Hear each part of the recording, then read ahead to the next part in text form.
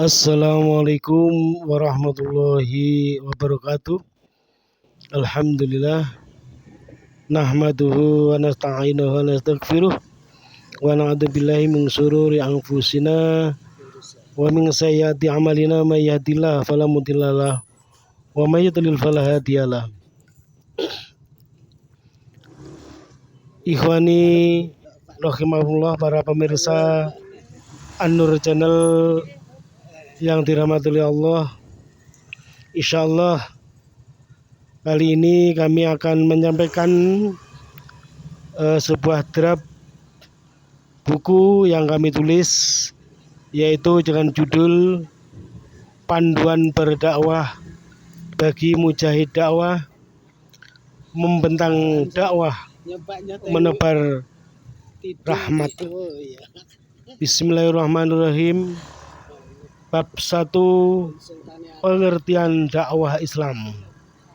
Allah Subhanahu wa ta'ala berfirman, A'udzubillahi minasyaitonirrajim.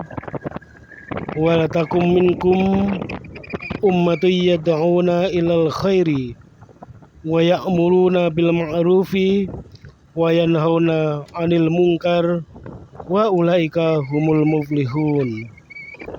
Dan hendaklah ada di antara kamu segolongan umat yang menyeru kepada kebajikan, menyuruh kepada yang ma'ruf, dan mencegah dari yang mungkar. Merekalah orang-orang yang beruntung. Quran Surat Ali Imran ayat 104. Ma'ruf ialah segala perbuatan yang mendekatkan kita kepada Allah, sedangkan mungkar adalah segala perbuatan yang menjauhkan kita daripadanya.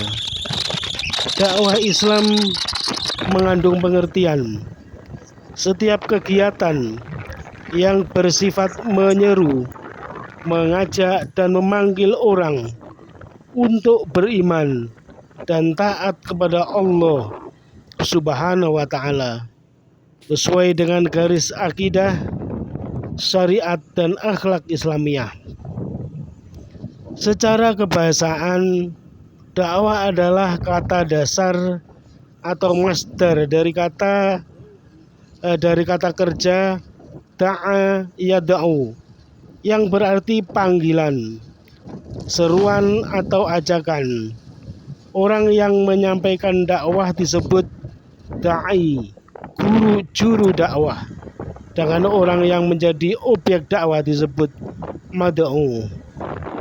Syekh Mustafa Masyhur mengatakan bahwa dakwah adalah menyeru ke jalan yang benar, menyeru ke jalan yang benar di tengah keberagaman simbol, aliran, pembodohan, penyebab keraguan atau taskik, pembaratan westernisme, dan penyelewengan nilai-nilai Islam. Maka ini adalah perkara yang sangat mendesak yang harus segera dilakukan. Selanjutnya, beliau menjelaskan dakwah adalah satu tahapan penting dari beberapa tahap amal Islami yang sesungguhnya ia merupakan tahap takrib atau pengenalan terhadap dasar-dasar Islam sebelum dilakukan takwin atau pembentukan militansi dan tarbiyah, pembinaan seluruh dimensi kepribadian muslim yang utuh. Dakwah Rasulullah Shallallahu Alaihi Wasallam. Setelah Nabi Muhammad Shallallahu Alaihi Wasallam diangkat sebagai Rasul Allah, Nabi Muhammad melaksanakan dakwah Islam baik secara lisan, tulisan, maupun perbuatan. Nabi memulai dakwahnya kepada istrinya, keluarganya, dan teman-teman karibnya. Dakwah ini mulanya dilakukan secara sembunyi-sembunyi. Situasi waktu itu belum memungkinkan penyampaian dakwah secara terang-terangan.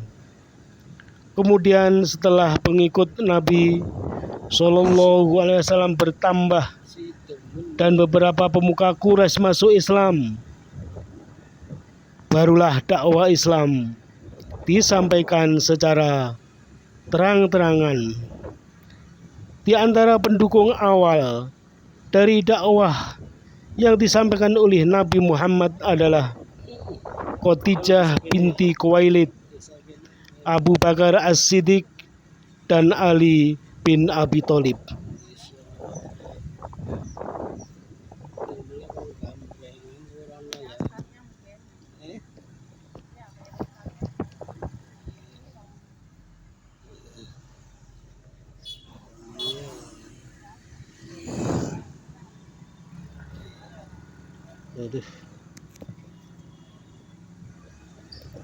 Dakwah Nabi Shallallahu Alaihi Wasallam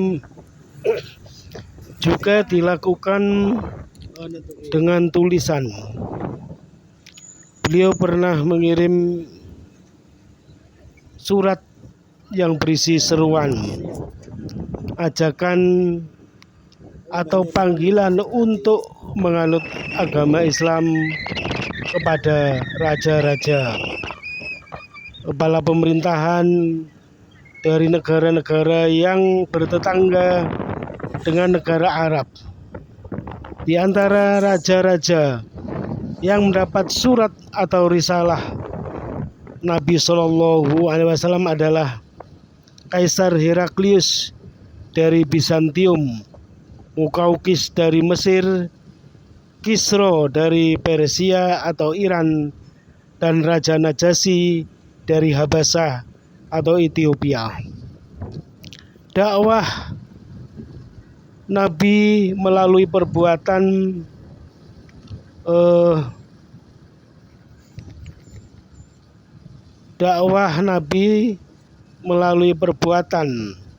atau dakwah bilhal adalah dengan merintis dan mempraktekkan ajaran-ajaran Islam dalam kehidupan sehari-hari. Firman Allah menegaskan bahwa pada diri Rasulullah Shallallahu Alaihi Wasallam terdapat contoh teladan yang baik. Quran surat 33 ayat 21. Dakwah bil-hal dapat dilakukan oleh setiap orang Islam atau Muslim sesuai dengan profesi dan kemampuan masing-masing dalam segala kegiatan hidup dan kehidupannya. Setelah Nabi Shallallahu Alaihi Wasallam wafat, dakwah Islam dilanjutkan oleh para sahabat. Ruang gerak dakwah Islam pada masa sahabat dan masa-masa sudahnya semakin luas dan beraneka ragam.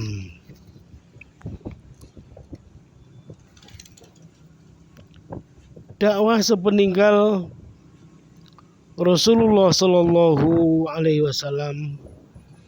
Setelah Rasulullah wafat, dakwah Islam dilanjutkan oleh para sahabat dan para ulama. Ruang gerak dakwah Islam pada masa-masa sahabat dan sesudahnya semakin luas dan beraneka ragam. Merupakan kewajiban